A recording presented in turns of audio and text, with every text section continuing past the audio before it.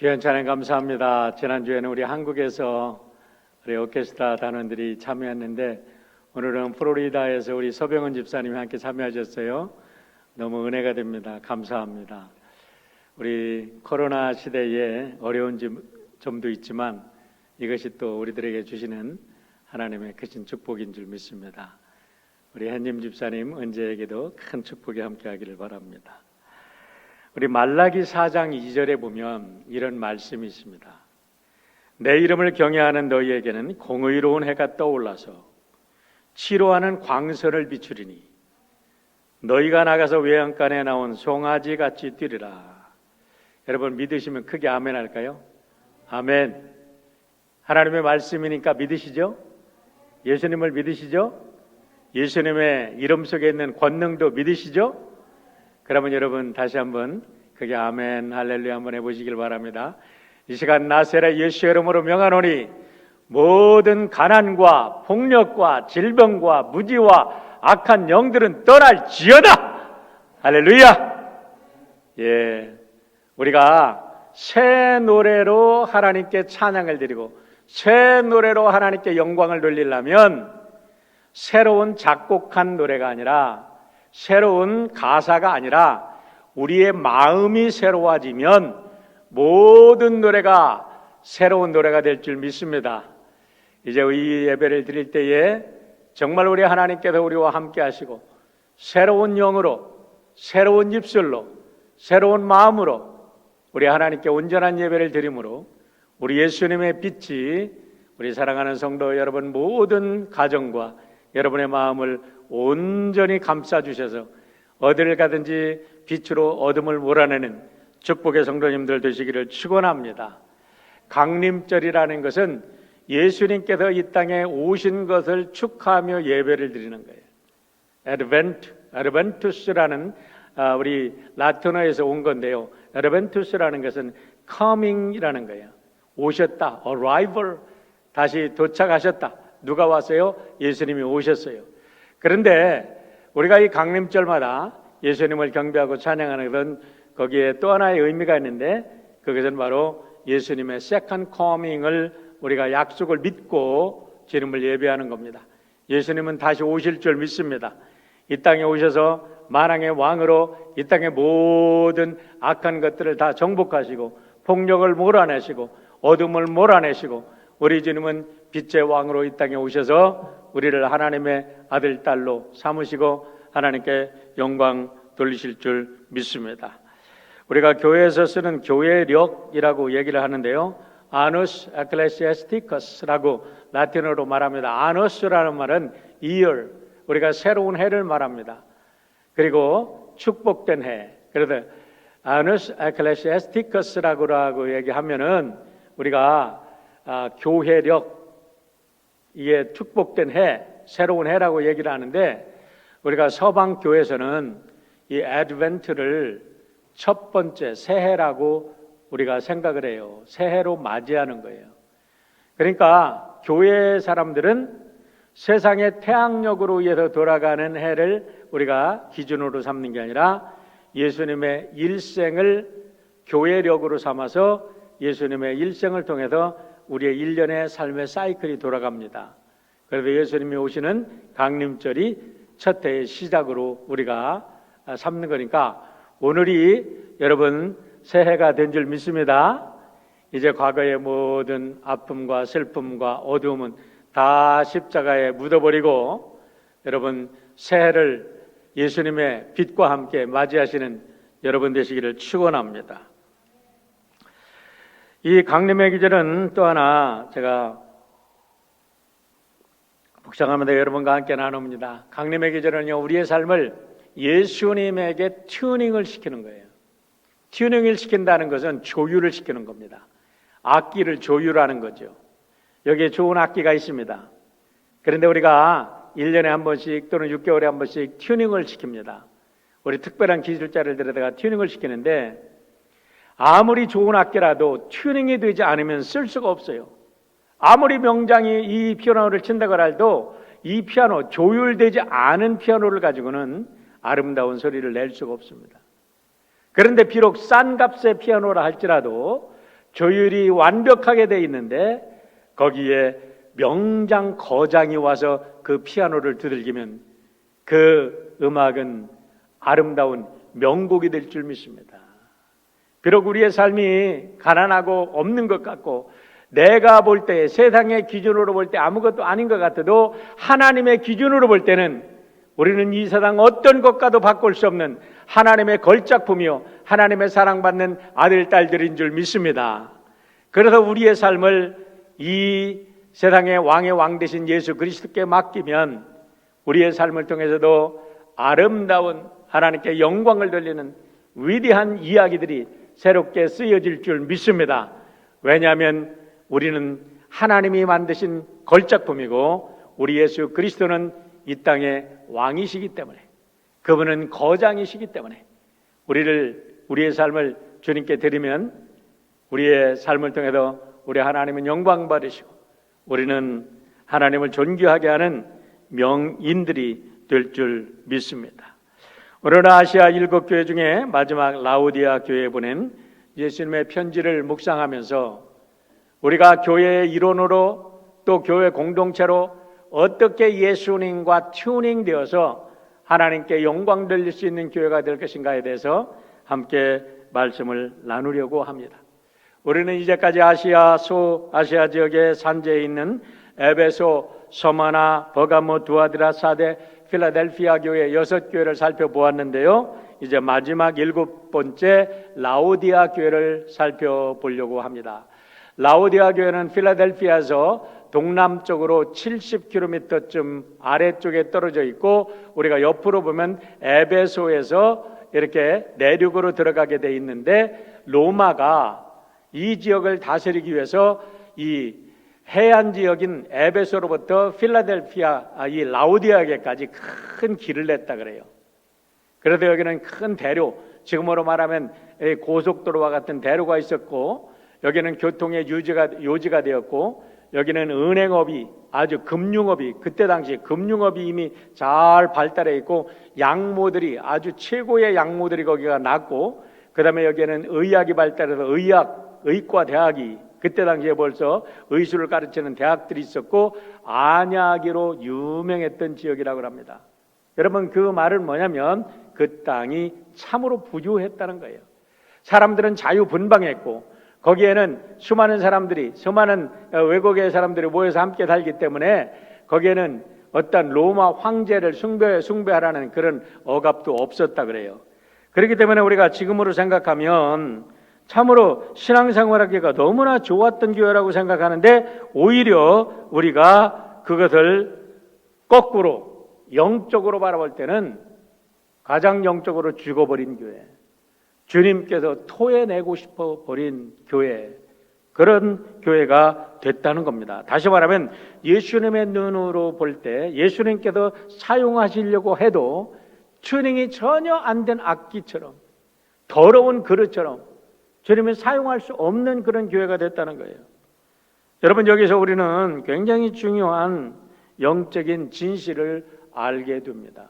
그게 뭐냐면요, 부유하고 배부르고 등 따수면 그리고 모든 게 편해도 부족함이 없으면 하나님 잘 섬길 것 같은데 그때서부터 영적으로 사람들은 위험 속에 들어가게 된다는 거예요. 여러분들의 삶을 한번 되돌이켜 보시길 바랍니다. 언제가 영적으로 가장 여러분 풍요했던 시절입니까? 여러분들이 어떤 때 하나님과 가장 가까웠던 시절입니까? 그리고 그 시절이 기억나고 그 시절이 그립습니까?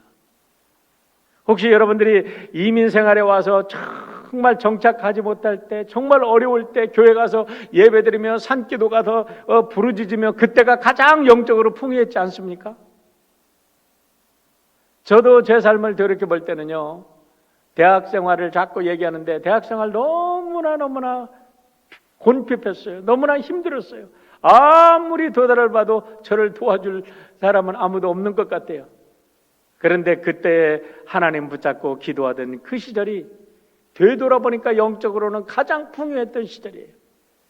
그런데 점점 생활을 하면서 풍족해지면서 하나님과에 대한 그 간절함이 사라지는 거예요. 아무리 간절하려고 해도 안 되는 거예요. 여기에 우리들에게는 굉장히 중요한 영적인 진리가 있습니다.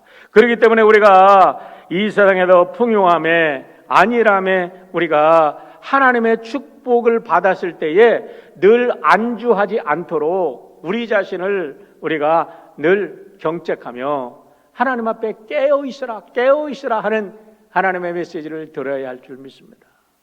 여러분, 축복은요, 분명히 물질적인 축복은 축복이에요. 신명기 28장을 읽어보세요. 우리가 하나님께 있는 자는 나가도 복을 받고 들어가도 복을 받고 어디를 가든지 저의 곳간이 넘치고 채워진다고 하셨어요. 또 하나님께서 하나님을 잘 섬기는 자들에게 장수하는 축복을 주셨습니다. 부모를 잘 섬기는 자들에게 장수하는 축복을 주시고 평안의 축복을 주셨어요. 성경을 보면요, 물질적인 축복이나 우리들의 건강의 축복이나 우리들의 영혼의 축복이나 다 축복입니다. 그런데요, 문제는 조건적인 축복이라는 거예요. 거기에는 반드시 조건이 따른다는 거예요. 뭐냐? 하나님 우선주의가 전제될 때 주어지는 축복인 줄 믿으시기를 바랍니다. 우리가 얼마리 많은 축복을 가져도 언제나 하나님 중심이고 하나님이 먼저인 사람은 그 사람을 통해서 하나님의 축복이 온 세상을 축복하십니다. 그러나 내가 조금 부유하게 됐고 내가 조금 잘났고 내가 조금 뭐가 소원을 이루어졌다고 해도 하나님을 떠나기 시작하면 그 순간부터 우리는 지옥행으로 가고 있다는 것을 알아야 돼요. 그런데 세상 현실이 우리를 자꾸 유혹하는 거죠. 저 사람을 보니까 하나님을 믿지 않는데도 너무 잘 되는 것 같아. 저 사람을 보니까 말이야, 하나님을 믿지 않는 건데도 자식이 왜 이렇게 좋은 대학을 가? 저 사람 말이야, 보니까 하나님을 믿지 않고 저렇게 악한데도 왜 이렇게 일이 잘 풀려? 왜 이렇게 사업이 잘 돼? 왜 이렇게 좋은 사람하고 자식들이 결혼하는 것처럼 보여? 여러분, 보이는 것 뿐이에요. 잘 보십시오. 시편 74편의 기자가 바로 이와 같은 현상들을 보면서 괴로워했어요. 시편 74편 2절로 3절을 보세요. 나는 거의 실족할 뻔하였고 내 걸음이 미끄러질 뻔하였으니 이는 내가 악인의 형통함을 보고 오만한 자를 질시하였음이로다 라고 했어요. 여기서 여러분, 악인이 어떤 사람인지 아세요? 하나님을 모르는데 세상 일이 다 잘 되는 거야. 손만 대면 막 대박이 터지는 거야. 애들이 막 다 잘 되는 것 같아. 그런데 시인은 그 사람을 악인이라고 정해야 합니다. 왜요? 하나님을 모르고 그들의 행동 속에서 악한 일들이 드러납니다. 6절로 9절의 말씀을 보세요. 교만이 저희의 목걸이요 강포가 저희의 입는 옷이며 살찜으로 저희 눈이 솟아나며 저의 소득은 마음의 소원보다 진하며, 저의 소득이 마음의 소원보다 진한다는 게 뭐예요? 부자들의 책을 읽어보면요, 경제 이론을 이렇게 보면요, 부자들이 어지간히 부자가 되면요, 돈을 번대요. 처음에는 내가 돈을 벌기 위해서 막 애썼는데 어느 정도 규모가 되면 그 다음부터는 내가 돈 벌려고 안 해도 막 돈을 벌어. 막 사람들이 갖다 막 돈을 벌어줘. 그래서 마음의 소원보다 돈이 막 그냥 엄청나게 쏟아져. 그런데 문제는 여기에 있습니다. 그렇게 막 돈을 버시기를 주님의 이름으로 축원합니다. 그때에 하나님의 일을 더 열심히 하시기를 축원합니다. 그때에 하나님을 모르고 이것이 나 때문에 돈이 벌렸다고 하면 요렇게 되는 겁니다. 8절로 9절의 말씀 우리 함께 읽어볼까요? 같이 읽습니다. 시작. 그들은 능욕하며 악하게 말하며 높은 데서 거만하게 말하며 그들의 입은 하늘에 두고 그들의 혀는 땅에 두루 다니는도다. 영어 성경에 보니까요, They scoff 라는 말로 시작합니다. 여러분, scoff라는 말이 사실 간단한 말 같지만요, 얼마나 무서운 말인지 몰라. 자기가 조금 부자가 됐다고 남을 비웃어, 남을 조롱해, 남을 무시해. 자기가 조금 잘 된 것 같으면 자기도 모르게 언제 그랬는지 목이 뻣뻣해져. 눈알이 튀어나와. 보이는 게 없어. 악행을 행해. 능욕한다라는 말이요, 스코프한다는 말인데, 여러분, 아무리 큰 부자가 되어도 하나님을 믿는 사람은 겸손하여 이 모든 축복이 하나님께로부터 왔습니다 하면 그 복은 영원한 복이 될 줄 믿습니다. 그런데 그것이 잘못돼 가지고 하나님을 무시하고 사람을 무시하게 되면 스코프예요. 하나님도 무시해요. 하나님도 조롱해요. 이웃을 조롱해요. 그렇게 된 사람의 영적 상태는요, 여러분, 겉으로 보기에는 화려해, 겉으로 보기에는 잘 되는 것 같아. 그런데 그 안에 들어가 보면 영적으로 너무나 황폐해. 영적으로 너무나 갈급해. 돈밖에 몰라. 권력밖에 몰라. 계속 올라가려고 하다가 바벨탑처럼, 여러분, 그들의 끝이 너무나 비참하게 끝나는 것이 인생사인 것을 분명히 알아야 합니다. 그래도 시편 기자가 이것을 보고도 마음에 고통을 하는 거예요. 도대체 이와 같은 불합리가 어디 있습니까? 13절로 14절 말씀 보세요. 내가 내 마음을 정의하며 내 손을 씻어 무죄하다 한 것이 실로 헛되도다. 나는 종일 재앙을 당하며 아침마다 징책을 보았도다. 아침마다 징벌을 받았도다. 제가 읽은 거하고 이렇게 좀 버전이 달라서 그러는데요, 내가 하나님 앞에 성실하게 살려고 한 게 뭡니까? 하나님, 왜 그런데 나는 이렇게 가난하게 살지요? 왜 우리 자식들은 내 뜻대로 되지를 않지요? 그렇게 고통받았다는 거예요. 그런데요, 보세요, 마지막이 중요한 겁니다. 16절로 18절. 내가 어쩌면 이를 알까 하여 생각한즉 그것이 내게 심한 고통이 되었더니 하나님의 성소에 들어갈 때에야 그들의 종말을 내가 깨달았나이다. 주께서 참으로 그들을 미끄러운 데 두시며 파멸에 던지시니. 할렐루야. 여러분, 이 땅에 하나님을 모르고 이 땅에 어떤 권세를 갖고 어떠한 재물을 가지고 아무리 부귀 영화를 누려도 그들이 가는 마지막 종착역은 지옥의 안방인 줄 믿으시기를 바랍니다. 위협하는 게 아니에요. 여러분의 행복을 위해서, 여러분의 축복을 위해서, 우리의 자녀들의 축복을 위해서 이 사실을 분명히 믿어야 할 줄 믿습니다. 여러분, 우리가 성경에서 말하는 축복을 바로 깨닫지 못하면 우리는 라오디아 교회와 같은 교회가 되고 만다는 거예요.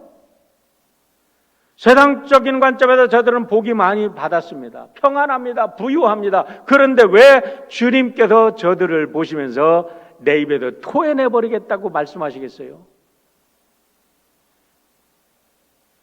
저들이 기준이 잘못되고 저들이 교회가 주님 보시기에 알맞게 튜닝이 되고 주님 보시기에 기준점에 오르지 못하면 주님이 토해내는 라오디아가 교회 같이 시편 73편에 나오는 그 하나님을 모르는 부유한 자들과 같이 저주받을 자와 같이 똑같이 된다는 거예요. 오늘 예배에 참석하신 우리 사랑하는 성도 여러분, 한 분도 그런 분이 없기를 주의 이름으로 축원합니다. 다 부자가 되고 이 땅에 다 잘 되기를 바라나 그 언제까지나 하나님 안에서 부유한 여러분들이 되시기를 축원합니다. 14절 말씀을 보시길 바랍니다. 오늘 본문입니다.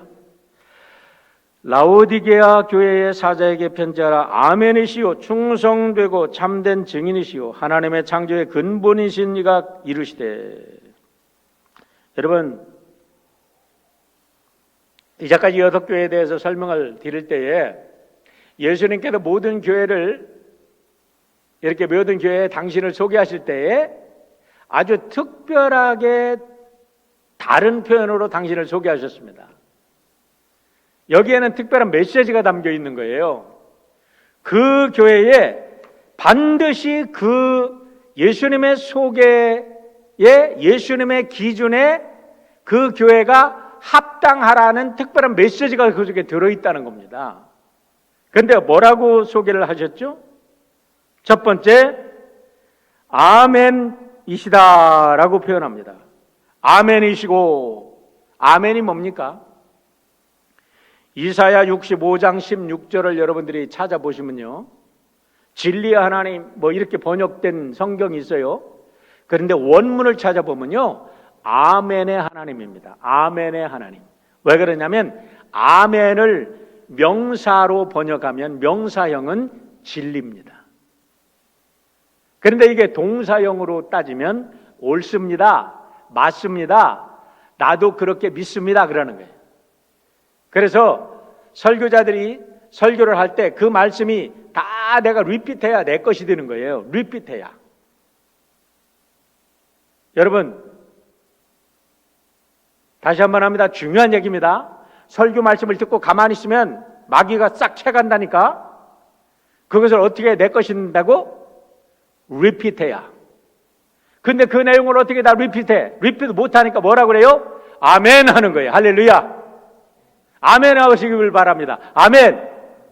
아멘 해야 오늘 예배가 여러분의 예배가 되고, 아멘 해야 오늘 이 예배를 통해서 복 주시는 복이 여러분의 복이 되는 거예요. 아멘. 그래서 아멘을 자꾸 하고 아멘을 기뻐하는 사람들 보면요, 어유 당당해요. 힘이 있어요. 잘 돼요. 여러분, 아멘 하기를 즐거워하시길 바랍니다. 아멘 해야 내게 된다니까요. 가만히 듣고 감상하면요, 마귀가 채가버려. 아멘이신 하나님, 진리의 표준이 되시는 그분이 라우디아 교회를 보니까 라우디아 교회는 미적지근해서 토해버릴 교회가 되더라는 거예요. 여러분, 그것이 귀 있는 자는 교회들에게 하시는 말씀을 들을지어다. 오늘 다시 한번 생각해 보세요. 라우디아의 교회만 주시는 말씀이에요? 우리에게 주시는 말씀이에요. 나에게 주시는 말씀이에요. 두 번째는 뭐라 그래요? 충성되고 참된 증인이라고 합니다. 여러분, 충성되고 참된 증인. 십자가 위에서까지라도 하나님의 사랑과 의를 드러내시기 위해서 마지막까지 생명을 내걸면서도 충성하신 그분. 그래서 증인이라는 말을 말투스라고 쓰는데, 말투스라는 것은 순교자입니다. 십자가에서 하나님의 사랑을 우리에게 보여주기 위해서 십자가의 그 순교까지 감당하신 참되신 증인, 참되신 충성되신 그분이 보실 때에 미적지근하다 이거야. 알 수 없다 이거야. 야리꾸리, 아리까리, 알쏭달쏭, 긴가민가, 응? 뭐 그런다며요. 우리나라 말이 참 재밌어요. 뭐 이게 아리송 하는 건 프랑스어로 아리송 하대. 독일 말로는 애매모호 하다 그러고, 아프리카 말로는 긴가민가 한대. 근데 일본 말로는 아리까리 한다네. 이게 다 예수님이 보셔도 아리까리 한 거예요, 이게. 세 번째는 뭐라 그래요? 하나님의 창조의 시작이요 근본이신 그분, 생명의 주인이신 그분이 볼 때, 여러분 모든 생명을 주관하시는 그분이 볼 때 하나님의 주권을 인정하지 않는 교회라는 거예요. 여러분, 하나님의 주권을 인정하시기를 축원합니다. 내 삶을 주관하시는 분이 하나님이십니다. 오늘까지 여기서 인도하신 분이 하나님이십니다. 그렇기 때문에 우리가 무엇을 하든지 하나님께 기도하고 하나님의 말씀 속에서 여러분 해답을 찾고, 하나님의 말씀 속에서 여러분 갈 길을 우리가 찾고, 하나님의 말씀 속에서 축복의 말씀을 찾아서 여러분의 자녀를 축복하고 우리의 가정을 축복하고, 하나님의 말씀을 찾아서 그 진리 가운데 인도하시는 것을 가지고 비즈니스를 하시기를 축원합니다. 그런데 라우디아 교회는 그렇지 못했다는 거예요. 성경이 말하는 진리를 찾아볼 수가 없어요. 십자가의 도를 찾아볼 수가 없어요. 하나님의 주권을 인정하는 그런 행동을 하나도 찾아볼 수가 없는 교회가 라우디아 교회였다는 거예요. 그래서 주님이 말씀하시는 겁니다. 15절. 내가 내 행위를 아노니 내가 차지도 아니하고 뜨겁지도 아니하도다. 내가 차든지 뜨겁든지 하기를 원하노라. 할렐루야. 그럼에도 불구하고 예수님이 던져버리지 아니하고 기회를 주시는 거예요. 이렇게 하기를 원하노라. 세컨 찬스를 주시는 거예요. 여러분, 뜨겁다는 의미가 무엇입니까? 신앙생활에 회색지대는 없어요. 뜨겁든지 차든지. 우리 따라서 한번 합시다. 자, 따라서 한번 해요. 신앙생활에는 회색지대는 없다. 확실하게 예수를 믿든지 안 믿든지 둘 중에 하나 해야지. 뜨겁게 사랑하고, 뜨겁게 기도하고, 뜨겁게 봉사하고, 뜨겁게 전도하고, 뜨겁게 선교하고, 뜨겁게 예수님을 믿고, 뜨겁게 예배하고. 그런데 이게 믿는 건지 안 믿는 건지 저 사람들만 보면 예수가 저런 걸로 착각을 하고, 저 사람들을 보면 예수 믿지 않고 싶어. 사람들이 다 그렇게 예수를 왜곡하게 만들어. 그러니까 미적지근한 교회, 하나님을 왜곡해. 그 교회만 들어갔다 나오면 하나님이 잘못된 우상이 하나님인 줄 착각해. 잘못된 것이 하나님인 줄 알아. 그러니까 차라리 차가워라. 니들이 교회되지 말아라. 그러면 니들 교회 가서 사람들이 오해할 거 아니지 않느냐. 너희 교회 가서 예수님을 오해하지 않을 거 아니냐. 내 모습 보니까 정말 예수쟁이든지 아니면 내 모습 보니까 세상 사람이든지 둘 중에 하나 해야지. 그렇게 애매모호 해가지고는 안 된다 이 말이죠. 마태복음 23장 15절을 보세요. 화 있을진저 외식하는 서기관들과 바리새인들이여, 너희는 교인 한 사람을 얻기 위하여 바다와 육지를 두루 다니다가 생기면 너희보다 배나 더 지옥 자식이 되게 하는도다. 얼마나 슬픈 얘기입니까? 교회에 왔어. 그래가 교회에 와서 정말 하나님을 믿고 싶은데 교회에 와보니까 날마다 교인들이 쌈박질만 해. 하나님께 예배 드리는 게 아니라 이건 정말 교회가 이게 교회야? 깜짝 놀래가지고 사람들이 뒤돌아도 다시는 내가 예수 믿나 봐라. 그러면 그 자식을 지옥 자식 되게 하는 거고 배나 더 지옥 자식 만드는 거죠. 여러분, 그렇기 때문에 우리가 교회 생활할 때 확실하게 예수를 믿어야 될 줄 믿습니다. 왜 그렇습니까? 기준이 잘못됐다는 거예요. 스탠리 존스라는 선교사가 계신데 그분이 쓴 인도의 길을 걷고 있는 예수라는 책이 있습니다. 여기에 보면 스탠리 존스하고 간디가 함께 만나서 대화하는 내용이 나옵니다. 그분이 직접 간디를 만나서 다 함께 대화한 거예요. 그분이 간디 왕한테 이렇게 말씀을 드렸답니다. 마하트마 간디, 저는 인도에도 기독교가 생활의 일부처럼 자연스러워지는 것을 너무나 보고 싶습니다. 기독교가 더 이상 외국 사람 또는 외국 정부와 동일시되지 않았으면 좋겠습니다. 하루빨리 기독교가 인도인의 삶의 일부가 되고 인도의 정신을 향상시킬 뿐만 아니라 인도를 구원하는 힘이 되었으면 좋겠습니다. 라고 스탠리 존스가 여기 선교사님이 말씀을 드리니까 이 간디 본께도 한참 생각을 하시더니 이렇게 말씀을 하시더래요. 우선 여러분, 기독교인들과 선교사들을 포함한 모든 서양인들이 오늘부터 이 시간부터 예수 그리스도처럼 살아가도록 하십시오. 당신들이 정말 이 인도를 구원하기를 원하고 인도에게 복음을 전하려면 예수처럼 살아보십시오 라는 거지요. 둘째는 여러분은 반드시 자기네 종교의 가르침대로 살아야 합니다. 품위를 떨어뜨리는 행동을 하지 말고 타협하지 말 것을 제안합니다. 세상 향락과 타협하지 말고 세상 사탄이 주는 유혹과 타협하지 말고 주님이 주신 진리대로 살아봐, 이 소리잖아요. 셋째는 저는 여러분이 사랑을 강조해야 한다고 생각합니다.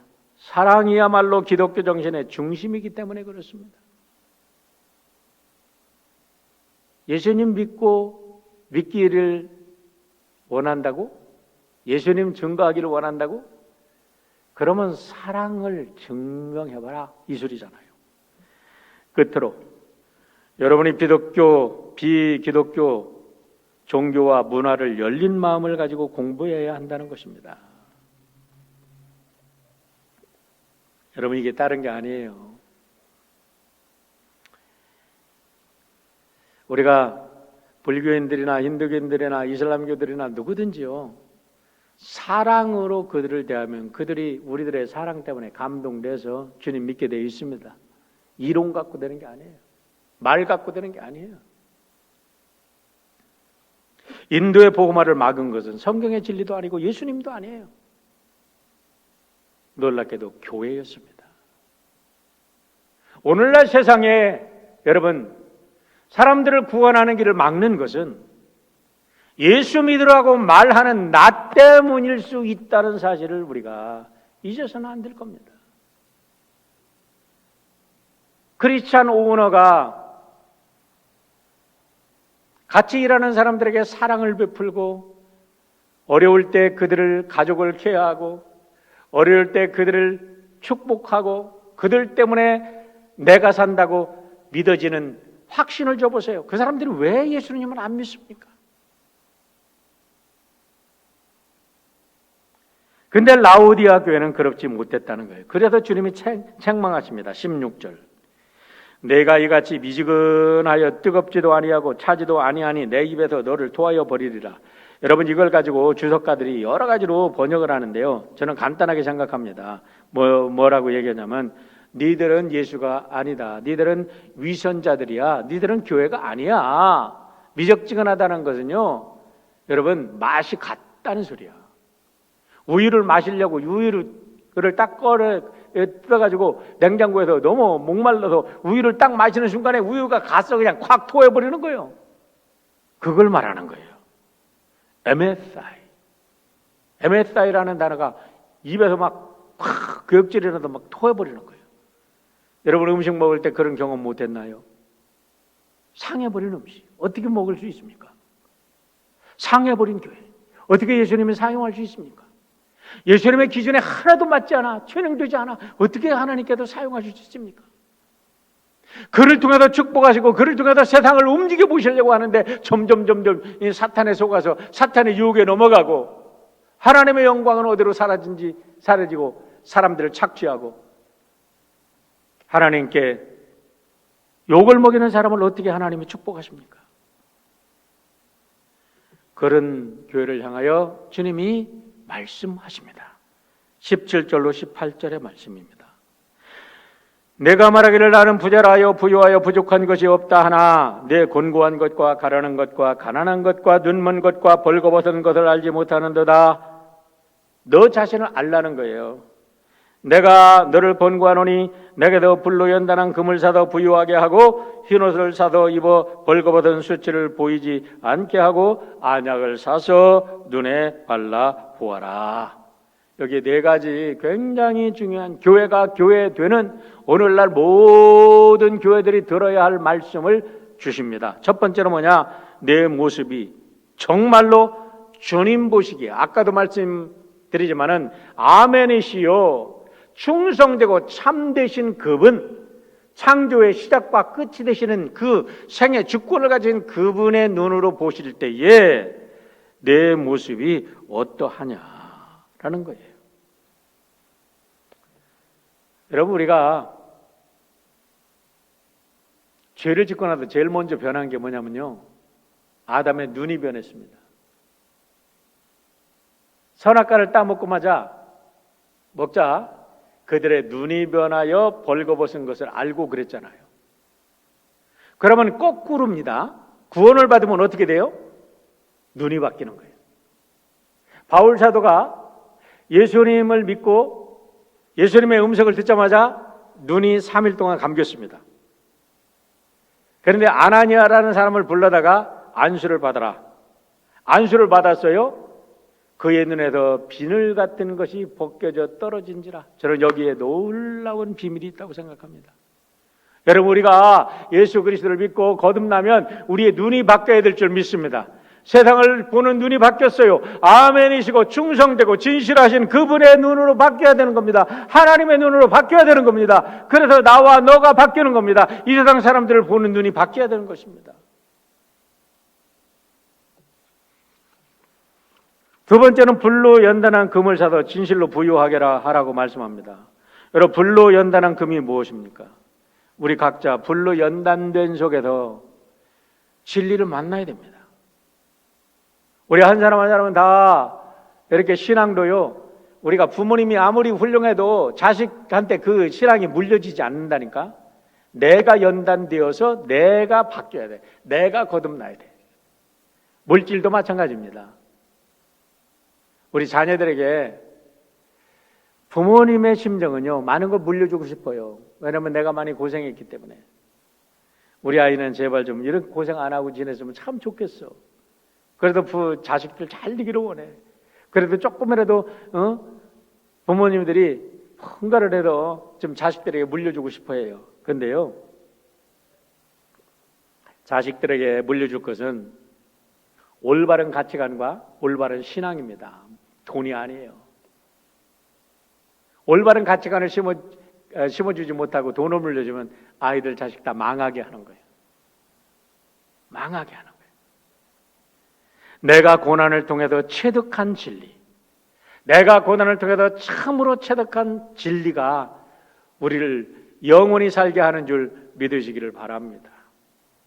세 번째는 흰옷을 사서 수치를 가리라 그랬어요.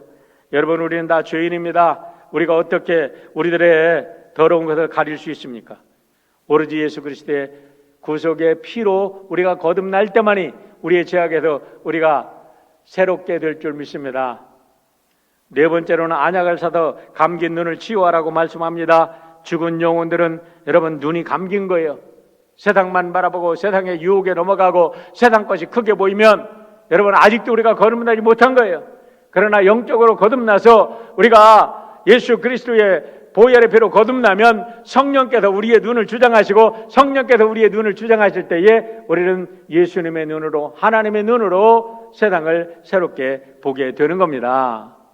우리 라우디아 교회가 이렇게 되어야 너희들이 새로워진다고 말씀하시는데요, 19절 20절에서 우리는 놀라운 사실을 발견합니다. 19절 말씀 우리 함께 읽습니다. 같이 읽을까요? 같이 읽습니다. 시작. 물은 내가 사랑하는 자를 책망하여 징계하노니 그러므로 내가 열심을 내라 회개하라. 너는 누구고 나는 누굽니까? 나는 예수님이고 너는 누구예요? 예수님이 너무나 역겨워서 토해버리고 싶은 라우디아 교회 교인들을 향하여 하시는 말씀이에요. 그런데 거기에 붙여진 형용사가 있어. 뭐라 그래요? 내가 사랑하는 자. 할렐루야. 나는 어저께 이 말씀을 묵상하면서 너무나 은혜를 받았습니다. 개인적으로. 그렇구나. 나같이 역겨운 존재, 나같이 쇳덩어리, 나같이 썩어 빠지고 나같이 그 예수님의 입에 넣을 때 토해버릴 수밖에 없는 이 존재를 예수님이 사랑하셔서 권면하셔서 예수님의 보혈로 용서해 주시구나. 여러분, 예수님께서 일곱 교회를 향하여 내가 사랑하는 자라는 표현을 쓴 적이 없어요. 그런데 한 번도 칭찬할 것이 없고 토해버릴 수밖에 없는 그 라우디아 교회를 향하여 내가 너희들을 사랑한다. 그래서 내가 너희들을 책망한다. 그러니 너희들 회개하고 나에게 돌아와라 하는 주님의 음성을 들으셔야 될 줄 믿습니다. 오늘 이 예배를 듣는 예배에 참석하는 사랑하는 성도 여러분, 우리 사랑하는 자녀들이 아무리 멀리 우리의 부모를 버리고 떠났다 할지라도 우리가 주님 앞에서 나를 바라보시고 나를 받아주신 주님의 사랑으로 자녀를 받아주시길 바랍니다. 친구를 받아주시길 바랍니다. 이웃을 받아주시길 바랍니다. 예수님의 이 사랑을 깨닫고 우리가 새롭게 살아가면 우리의 삶에 기적이 일어날 것을 믿습니다. 제가 고 하용조 목사님을 참 존경하는 이유가 많이 있습니다. 전에도 말씀드렸지만 저는 대학원 다니면서 신학 교수님들한테도 공부를 했지만 제가 온누리교회를 찾아다니면서 많이 공부를 했어요. 거기다 강해 설교도 배우고 큐티도 배우고 하용조 목사님의 그런 세미나를 계속 따라다니면서 참 많은 것을 배우는데 하용조 목사님으로부터 받은 큰 도전 중에 하나는 그분이 일본을 너무나 사랑하셨다는 거예요. 그런데 제가 유학 오고 나서 일본의 러브 소나타라는 문화 전도 집회를 시작하셨더라고요. 그분이 원래 예수림교회 목사님이셨잖아요. 그러다가 온누리교회 가서 온누리교회를 세우셨는데, 그래도 영화 배우들이나 뭐 가수들이나 이런 분들을 아주 전도를 잘하시고 그분들의 생활을 너무 잘하셔. 그래가지고 이 러브 소나타라는 것을 가지고 일본의 복음화를 지금도 그 이어서 김재원 목사님이 그거 이어받아서 하시더라고요. 근데 이거 보세요. 많은 교회에서 우리가 어떻게 합니까? 저도 그랬었어요. 이제는 해결을 합니다. 저는 일본이 싫었어요. 그래도 3.1절 말할 때 막 일본을 그냥 반일 감정을 부추겼어요. 그런데 그것이 죄악이라는 것을 이제는 깨닫습니다. 여러분, 우리가 지상 명령을 보면서 땅끝까지 이르러 모든 민족에게 예수 그리스도를 전하라고 하면서 왜 반일 감정을 우리가 교회에서 부추긴다면 되는 얘기입니까? 반중 감정을 붙인다면 되는 얘기입니까? 그런데 하용주 목사님을 통해서 그걸 보았다는 거예요. 잘못된 민족주의를 벗어나서 그리스도의 사랑으로 모든 민족을 품는 그의 가슴 속에 하나님께서는 우리의 민족의 복음화를 책임지게 하셨고, 우리 민족의 교회를 책임지게 하셨고, 세계의 복음화를 품는 CGN TV가 탄생하게 하셨고, 하나님께서는 그의 마음을 보시고 그를 통해서 여러분 세계교회를 축복하신 줄 믿습니다. 그 축복이 여러분의 것이 되기를 주의 이름으로 축원합니다. 아멘 좀 하시라니까. 그 축복이 우리 교회의 축복이 되기를 축원합니다. 아멘을 해야 된다니까. 우리 교우들이 이제는 어디 출신이다, 누구다, 사회적 지위를 가지고 저 사람은 못났다, 저 사람은 뭐하다, 이 사람은 뭐 흑인이다, 백인이다, 이 사람들은 뭐 누구를 착취한다, 그러지 말고 어떤 사람을 보든지 악한 사람을 보더라도 불쌍한 영혼이다. 예수 믿어야 되겠다.